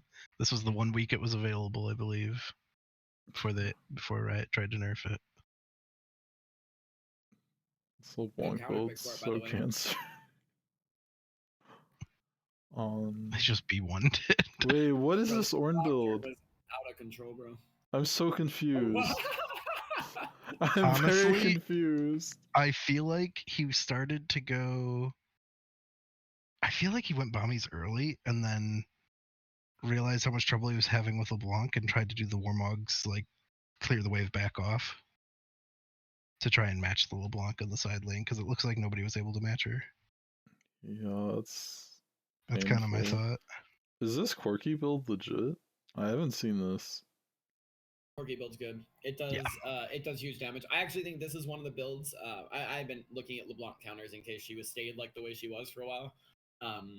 And builds like this were the way to beat her. You basically could outburst her with your autos that she tried to auto you with. Although this Corki build, not in all cases is it better than the full AP normal Corki with like Leanders and all that, but against matchups like this where your auto attacks are super important, it's fine. The unfortunate thing is the not even 2-item ADC and their bot lane's 117. Yeah, it looks like it was just a.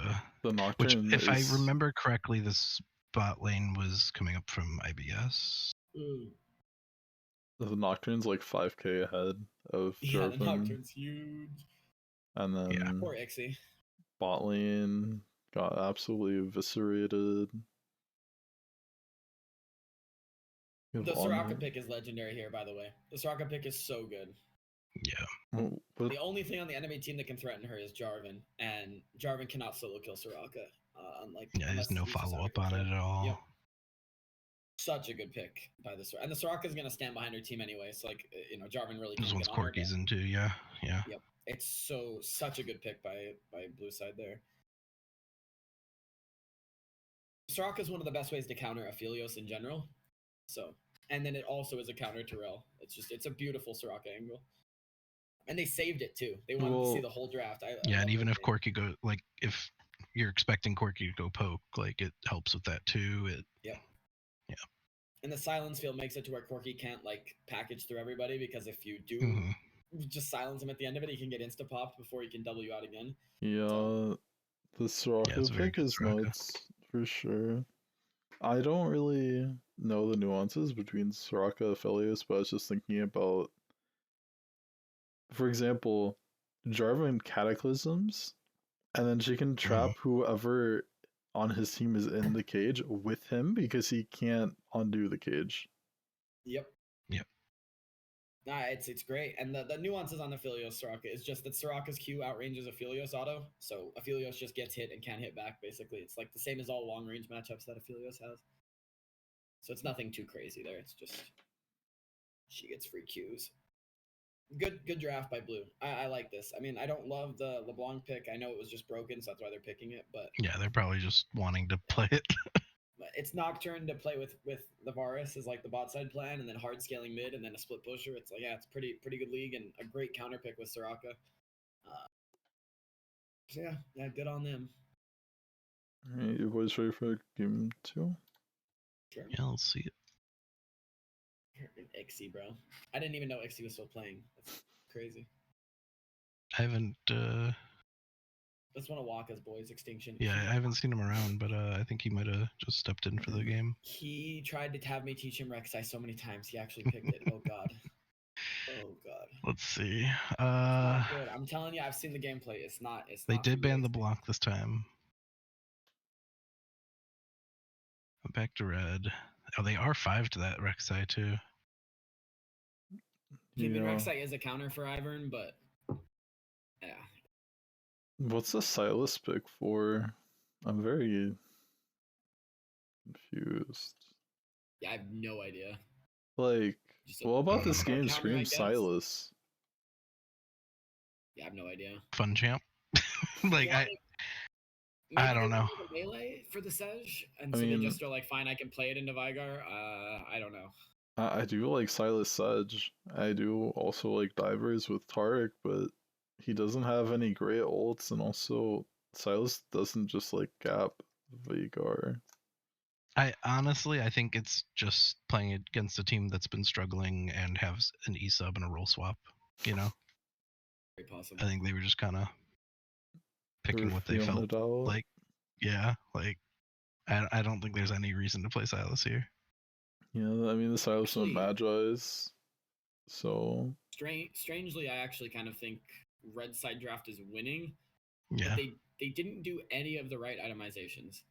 So Veigar cannot go Everfrost this game, for one. He has to go full damage because he's the only Brutus that can actually do damage to anybody to burst, right? Because if Veigar doesn't one-shot you, there's no way anybody dies on blue side or on blue's draft. So Veigar has to be able to one-shot people. Kai'Sa has to play poke because she's not going to DPS through Taric Ivern. It's just never going to happen. Or she could go lethality too, but her team doesn't want lethality. There's like nothing, calling for lethality. Rek'Sai needs to go full assassin. Bread's fine. Bread can go whatever because he just split. I will say potions, I like how we get the Sedge pick. Trundle comes out to counter it. They flex the Sedge top, and then red flexes Trundle top to stick with it. I like that a lot. For anybody who is thinking that Trundle is a counter to Sej, I would like to tell you all to play Sejuani with Fleet Footwork and Stride Breaker, and you win the matchup. I'm telling you, you will solo kill a Trundle at level 6. You will always be able to run from the Trundle because of the move speed plus slow. You can with Stride Breaker? With Stride Breaker, yeah. You can Okay. completely subvert the Trundle matchup as Sej if you just go Stride Breaker, Fleet Footwork.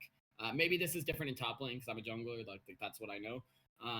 But that, for anybody that still thinks Sej is a good champion and you want to be picking Sej and you're scared of Trundle, do that.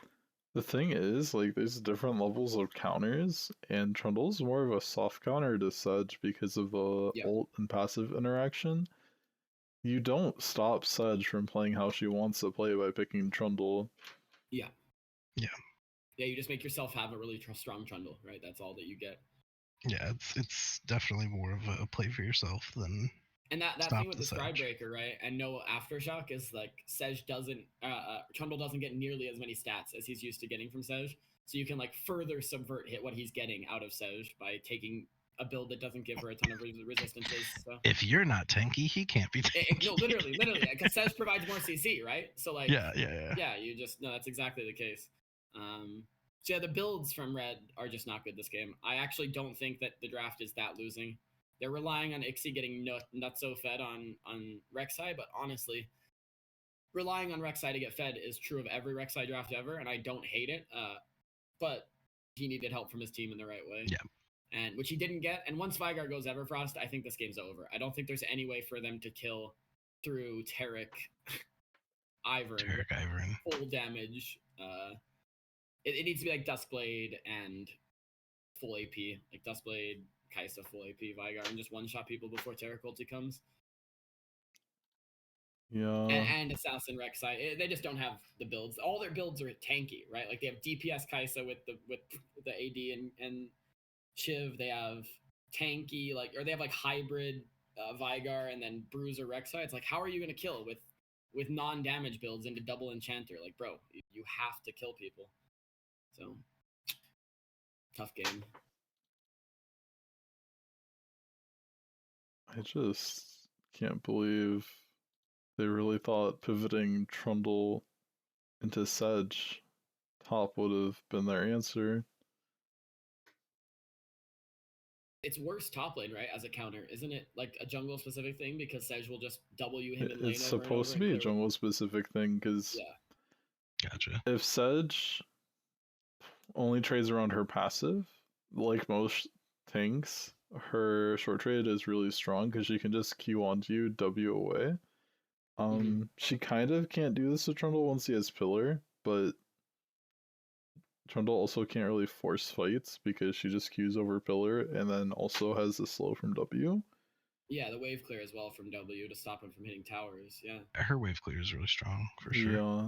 So, like, if you want to play into Sejuani top, you're better just picking like an AoE CC tank or an actual split push percent health carry. I mean, Kale would have been a great angle, actually. Yeah, Sedge really can't threaten Kale. That's something that could have been And Kale very Rek'Sai is great disastrous. too because the Rek'Sai. Well, this would be instead of the Rek'Sai, no? Yeah, instead of the Rek'Sai, exactly. And maybe they'll put Ivern top, but also Ivern can't do anything to Kale, so you're in the same situation. Yeah. And so like it's kind of a free kill. You would have to do. I don't know if they go for the Ivern angle. Well, if we're talking about Kale, we're talking about it. Yeah, that's true. You still have the options. rest of the draft will be the same. Yeah. And also, Kill also sucks for Silas. Yeah, but I mean, you at that point, if you have Kel Vigar, if the game goes 30 minutes, you just win, right? Like you could still just get ran over, which they did. So like that might not change that, but at least if the game goes 30 minutes, you've just auto won with Vigar Kale. It does go back to does Bread play Kale though? Well, probably not. No. Dude, yeah. Bread also doesn't. If you can attack me, you can play Kill. Yeah. Yeah. Well, maybe Bread should stay off Kill then. I'm just kidding. It's just teasing. All right. So last match of today, we have. Are either of these teams playoff? By the way, these two. I'm guessing Blue side is a good team. Let me pull up. Yeah. Blue is number 2 in Group B. Mm-hmm. Yeah. I could tell by their drafting. They know what's up. Some mistakes, but they're at least themed correctly, which is. Yeah, and I think they've been looking better as the weeks have gone on too. Has Kilgar ever won a league? Does anybody know? I've seen that dude around forever, and maybe he's on the rise. Maybe he's always been like a middle tier player, and maybe it's cool to see him on an upper tier team doing like intentional things. Let's see. All right. So last thing is TPO Blue versus TD Darken. Which I believe both these teams were winless going into this one. Oh, from Group B. Jesus Juice. Okay. Got Yeah. an IBS team coming up, basically. Is that what's happening? Pretty. If I remember, like most there when I looked at the beginning of the split, it was Jesus Juice and everyone else was still silver, I think. Cool.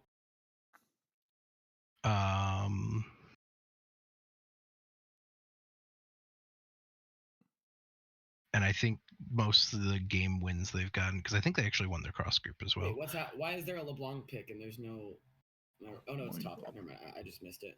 I was like looking through and I didn't see a LeBlanc. So I redid the drafts for anyone who messed up their draft this week. So it's like, please don't tell me I messed up while redoing someone's draft. I'm just dumb. You're good. You got your stuff together. Let's see.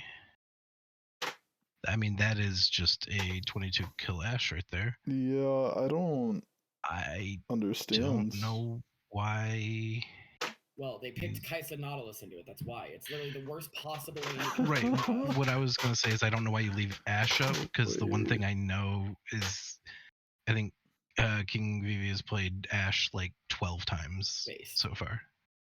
Good stuff, Vivi. Although build Kraken Slayer instead of Bork. Bork sucks. Stop I'm very. The thing that's weird. Both, even worse. Okay, yeah, don't. Is if he's been spamming Ash, why is your prepared answer to Ash like the thing that gets countered by Astral? Yeah, and it was a response too. Yeah. That's terrible. It's very, very weird there. Yeah, it's like literally support is a bad matchup and ADC is a bad matchup there. It's wild that they picked this. Yeah, especially when you are pretty sure you know what he's going to play going in. Like, yeah. Also, the Victor pick on R3 and then banning a mid laner to force the Ahri matchup. It looks like that's what they wanted, which is a good matchup for Victor. So, Yeah. Good on them there. I like seeing teams do that. The late Xin pick is a terrible pick, but it's a really good spot to pick jungle. Like to get the R3 mid laner, ban out the counter picks you don't want to play against, and then to get the R3 or the R4 jungle is really nice. The jungle gets to see a lot of the draft. He knows what the enemy team's banning. He kind of gets an idea of what's coming. Zin's not the pick, but you know, good overall placement of the jungle pick. And then Poppy is just a great counter into Jarvan and Nautilus, so and into LeBlanc as well. Actually, tough matchup, but good team fight wise. Yeah, what is good draft by Red? Well, her team fight style's a lot. Is Poppy different. facing Nautilus top here? No, it's LeBlanc. Okay. Oh yeah, the weird LeBlanc build going top lane. Yeah, it's the way that LeBlanc build team fights is very different than the normal. I know, I've seen it. She just auto attacks, but if your ADC just walks at her, then you're fine and then she cannot W away from them if the Poppy also goes in. So yeah, for her to hit, she has to be in range of your ADC, and then your ADC is stronger than her here. So wait for I see what you're saying. yeah. If LeBlanc tries to auto attack, and so the Poppy prevents her from coming in and out over and over, and it Yeah, becomes just just- ADC versus ADC. Yeah, You guys absolutely. notice because they went like ADC LeBlanc, they tried to go full AP Kaisa. Yeah. Like Yeah. after the Kaisa nerfs, and it's getting countered by Maj0r. Like, what was their out this game? AP Kaisa's still fine. This isn't the way to No, yeah, build it. the build's This is the a really problem. bad build for it, but AP Kaisa's still fine. And again, just picking it here is not into the Maj0r. No, yeah, if you want poke, if you wanted AP Kaisa, like AP Cog legitimately would have not been a bad pick here. You go Rel and AP Cog. Also, Not Rel, Yeah. sorry. Janna and AP Cog. And that would have been Ziggs. fine. Ziggs would have been fine as well. Yeah. Ziggs Yeah, is a just little, any. I think, yeah, Ziggs with disengage would have been fine. Disengage is the key, though. If you're playing any AP champion against Ashe, you need disengage. So if they go Nautilus, it's probably still bad. But yeah, the Kaisa build is definitely not it. It's just a huge blunder to see exactly what you're facing and then draft things that lose into it. Oh, yeah. It's just, unless you outplay them and lane so hard it doesn't matter, there's like no way to come back from this. Yeah. Like, Poppy on Nautilus R5 is had so good. 15 deaths this game. Yeah, that's brutal. Were they? Wait, how did this game go 36 minutes, bro? I don't know. Like, this is a huge question. To me, that says they don't really know how to. Yeah, end. it's two bad teams, and it's like Jin Air back in the day, right? It's just Yeah. game goes on forever. Okay, cool. Alright. Yeah, well, cool to see Jesus just playing up in gold. Good for him. He's been the IBS warrior for like a year or so. Yeah, I mean, he subbed for us last split, and he yeah played really well when he subbed for us. Yeah, that's what I'm saying. It's good to see him up here playing. You very rarely see IBS players come up and actually do well.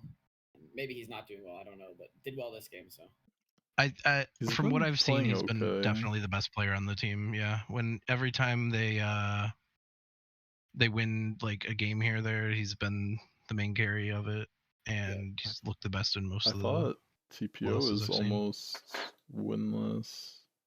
They're both winless, or they were both winless going in. I'm pretty sure. Yeah, TPO has a 1 in 10 win record. Yeah, but TDD had picked up. TDD had picked up 2 wins in losses, and also won their cross group. So there was like 4 other wins there, and in all the 4 of those, JJ looked really good. Yeah. All right. Last. I like this being MG guy top lane too, because the pick Poppy here is to know you're gonna get fucking curb stomped into the dirt.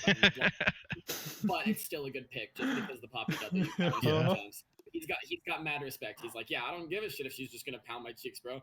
I got Poppy W, and that's what I need to win this game. And so respect I will say for TPO, it looks like they had new players going into that one. New support, new AD, new jungle. Yeah, TPO. And looks like next week they're gonna have a new support again. So. my god. Alright. So this is game 2 of TPO and TD Oh, Darken. Jesus juice on his cane. He loves that cane. You go for the LeBlanc again, bro. The LeBlanc didn't work last game, and you had a dream matchup, and you're doing it again, bro. Come on. They did ban the Ashe this time. No, TDD banned it. Oh, Wait. interesting. Yeah, you're right. You're right. Yeah. VV's like, please, not again. Okay, I well, don't want to play this champ anymore. Let me play something else. They probably expected to get first picked away. What is up with all these bad Xin picks? It used to be that nobody picks Xin, and now everybody's picking Xin, but like in completely I nonsensical think it's situations. because no one knows where to pick Zen, and now that he has the 2 good items, They're trying to make it work. Yeah. They're like, Very oh, weird. I'm like, I was used to just not seeing him and being like, hey, probably should play this guy, and now people are Yeah. playing him, and I'm like, wait, stop playing him. He's just Don't do this. perceived to be very strong, which means he'll get picked when in Yeah. random spots. Yeah, just we need jungle here. Okay, just pick me Xin. Yeah, I've heard it a million times. Interesting locking in both your solo laners real early here on blue. Yeah. Absolutely legendary Azir angle, by the way. Yeah. Love the Azir pick here. I Yeah, wanted looks you really guys' good. thoughts on Lissandra of B3. I'm not a fan of Lissandra B3. Yeah, I don't think. When I was think putting together the files so I could do this podcast, I saw that Lissandra B3. I'm just like, why though? so. Even though, again, you played the LeBlanc top last game, that can still be flexed mid, even with that same build, even with the slightly different builds and just going full assassin. Like, you still have the flexibility of that LeBlanc. You're fully giving that up as soon as you lock the Lissandra. I just don't see a reason to that. Like, nothing the other team has is like, oh, Lissandra's insane here. And when it gets picked, it's literally just MF Nautilus. Like, yeah, exactly. That's what I'm good saying. in a Nautilus, to be fair, but yeah, no, man, that Lissandra's way out of place. The LeBlanc's also out of place problematically, even though the champ is strong. Did they B1 that. ban it the previous game? Is it like one of their picks and they got banned just forced it second phase and they just didn't want to? Yeah. But no, if they knew they wanted Lissandra, they don't ban Maj0r. Yeah, like, I'm looking at it. It was banned first phase last game.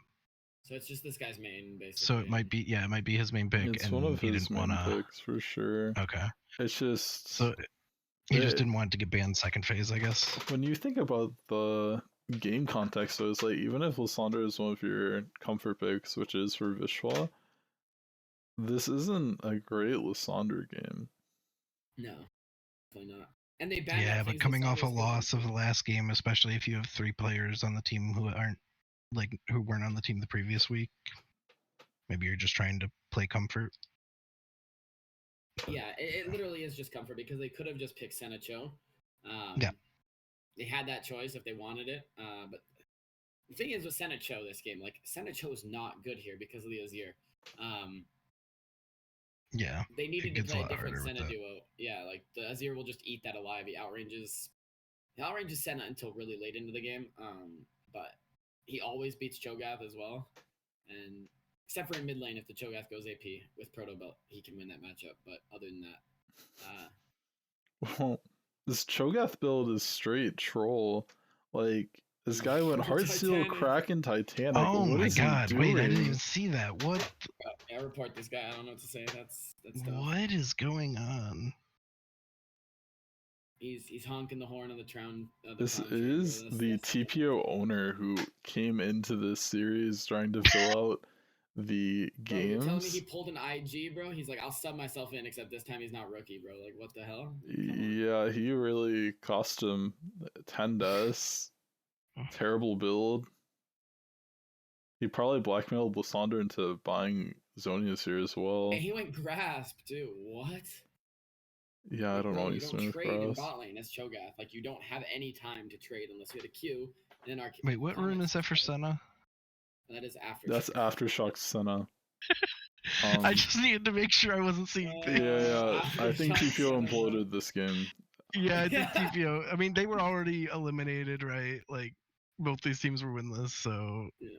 Also, I it's don't common. know. It's common on Lissandra, and Lissandra can't harass the 0 out of lanes. Like she needs to be electrocute this game. Bro, Yeah. Yeah. the more I look at this, the more I'm not comfortable with what's happening. It's like you're trying to find the missing parts of photos. She also went Dark Yeah. Harvest, or not Dark Harvest. She went Dark Seal Why after you look- after that game one. He's like, yeah, I'm just gonna go nuts, guys. Don't worry about it. It's like, oh, the enemy team has like 3 range characters, though. How are you gonna go nuts? I'm just gonna do it, bro. I don't care. It's Dark Seal. Oh boy. I kind of just want to Good on like, Zinshao for having a good game. I want to Photoshop this draft and then put like a mirror of this image on the other side and put like normal runes and items compared to this and be like, Yeah. spot the differences. Yeah, it's just the whole thing's different. It looks like just a much stabler team. Yeah. It's still not great though. Like, Well, I just like, want to know how Cho'Gath dies 10 times against Nautilus MF, bro. Like that should not be humanly possible. what's weird also is like, if you want to do Lissandra here, you need the electrocute, you need a Yeah. bursty team, and they have on hit LeBlanc kind of. They have Senna with lethality, which is like a step in the right direction. But then they have lethality like aftershock Senna. yeah, the aftershock Senna, and then they have like the tank on hit Cho'Gath. Like if they wanted to burst people and get like Lissandra There's- going, Could've why gone isn't AP this Cho, AP could've gone. Cho'Gath? And there's no melees to even hit with Kraken Slayer. Like, who is he getting 3 autos off on, bro? There Kane. is no way he's hitting anybody other than like Nautilus, at Nautilus. best with 3 autos. Oh my god. Dude, the auto E reset for the quick Kraken frog, it's nuts.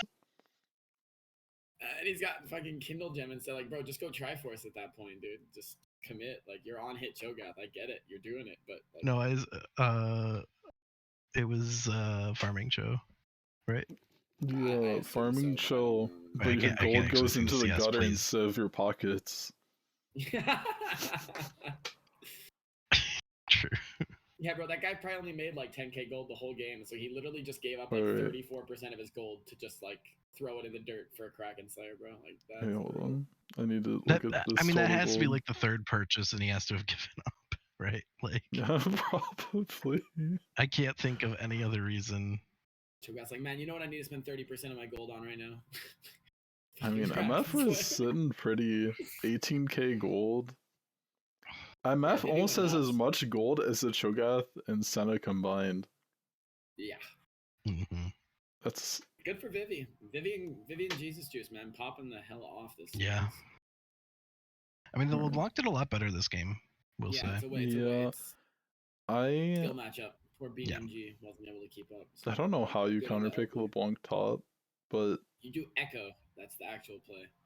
okay. Echo top. I mean, it's already the nerf's already hit live. I think. Yeah, the Yeah. nerfs are out, so it doesn't matter anymore. But yeah, you could go Rod of Ages Echo, and she can never actually harass him out of lane. Every time she tries to fight him, he just follows and fights her back, and he can sustain and clear waves against her.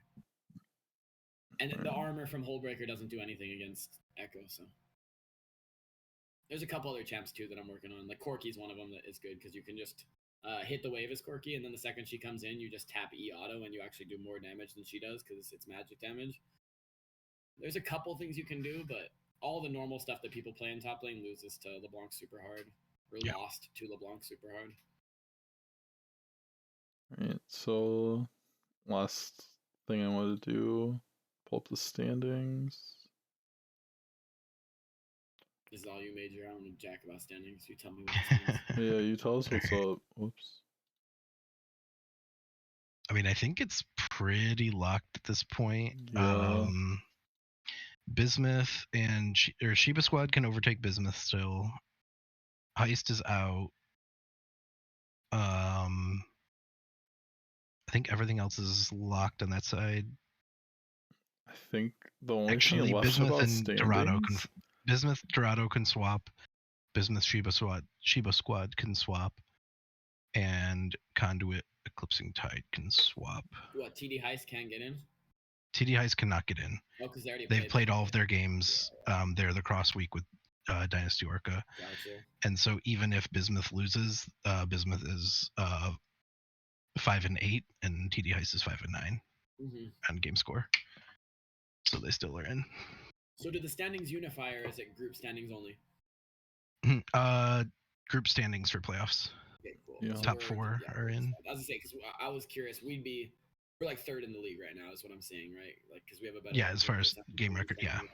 Yeah. Okay. Cool. Yeah, we've We barely. A if better we record than could them, but- clean up one game each series, we'd be a little better, but Actually, they have a can't better seem record. to We'd be 4th throw right now. people. Actually, yeah, we'd be 4th if it was game record and unified because they have a better game record than us. But I guess we'd still go over because of overall record. But Over who? yeah, going insane. They actually have a better win rate than us. So that's Oh, what win I was rate, yeah, I was but we curious, have yeah, match we have record, the match record. which I mean exactly. could change this week because we play Yeah, Elysium. but whatever. I was curious where we got overall. Yeah.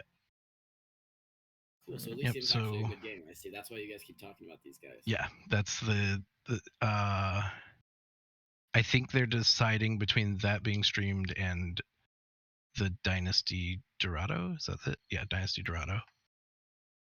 Have we been streamed yet? I don't think we have. Yes, we have. Okay, cool. Then that's why they're deciding instead.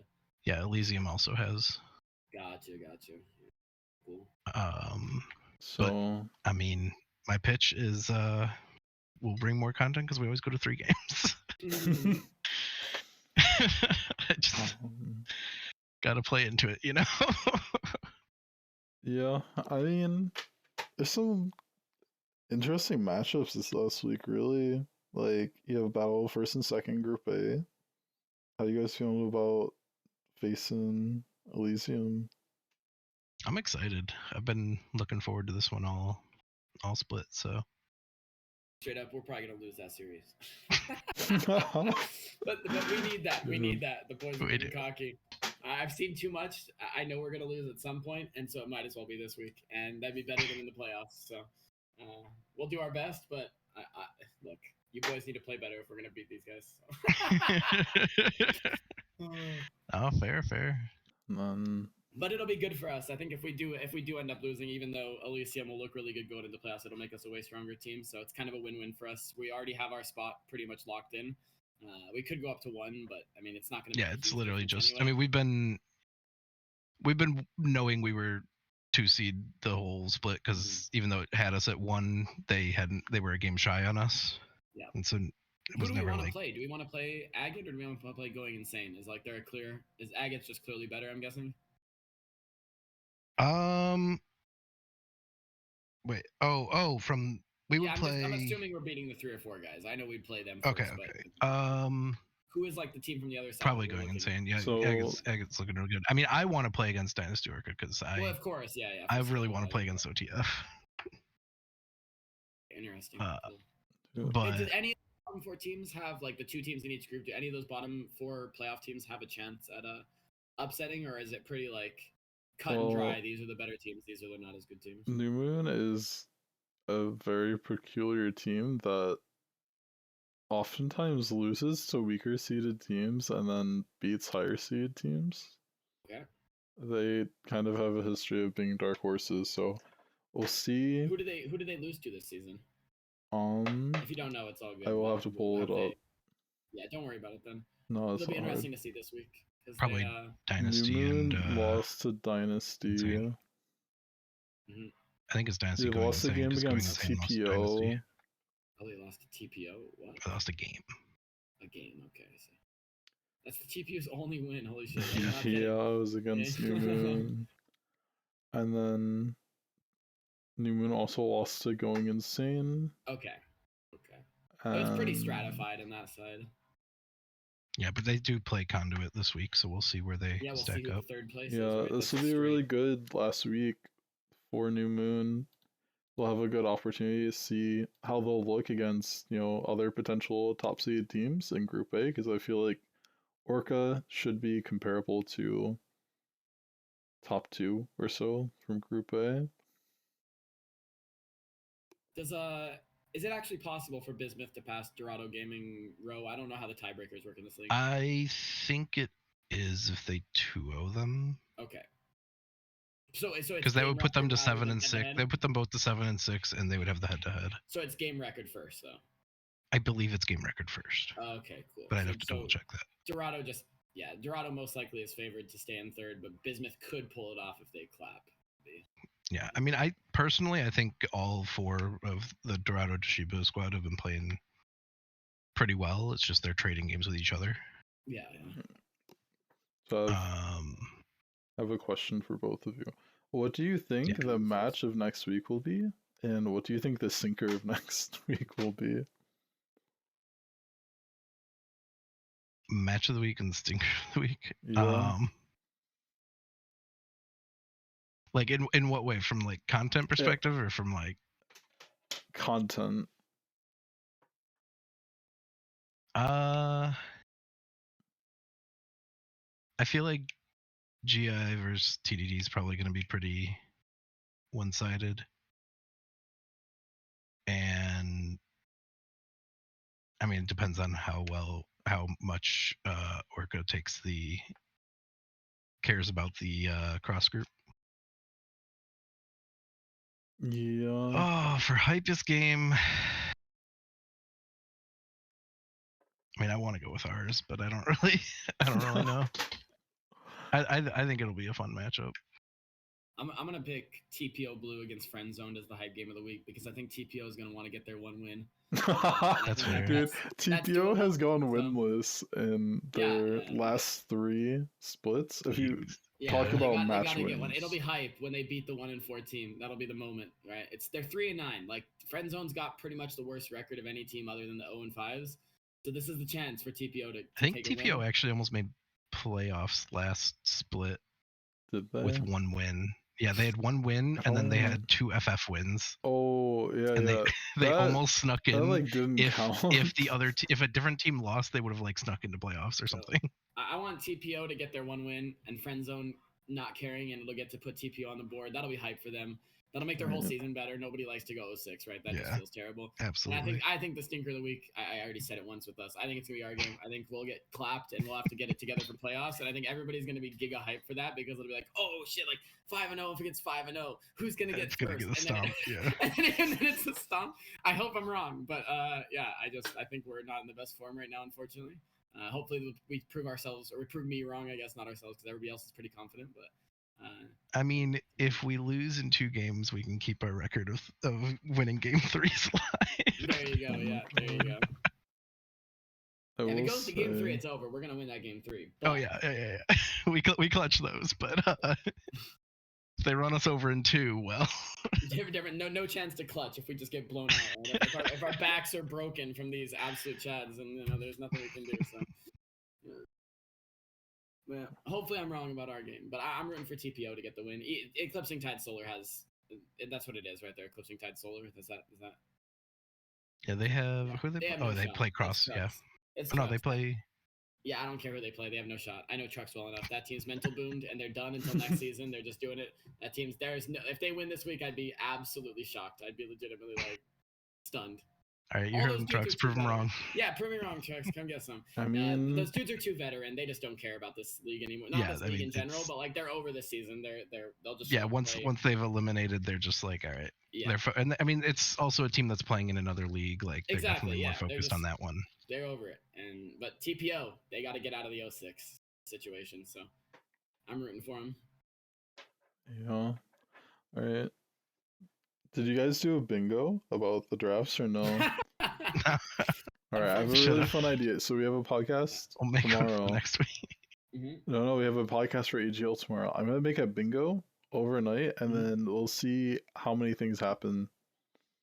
Respect. On my bingo. Right. I encourage the fans to make their own bingo and send it as a comment to Twitter, and then we'll review them after the stream.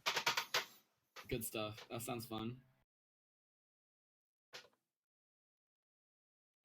So it'll be a bit weird because I believe there is at least one AGL match going on tomorrow, but we'll try to cover everything that's posted for tomorrow, preparing for all the playoffs talks and whatnot.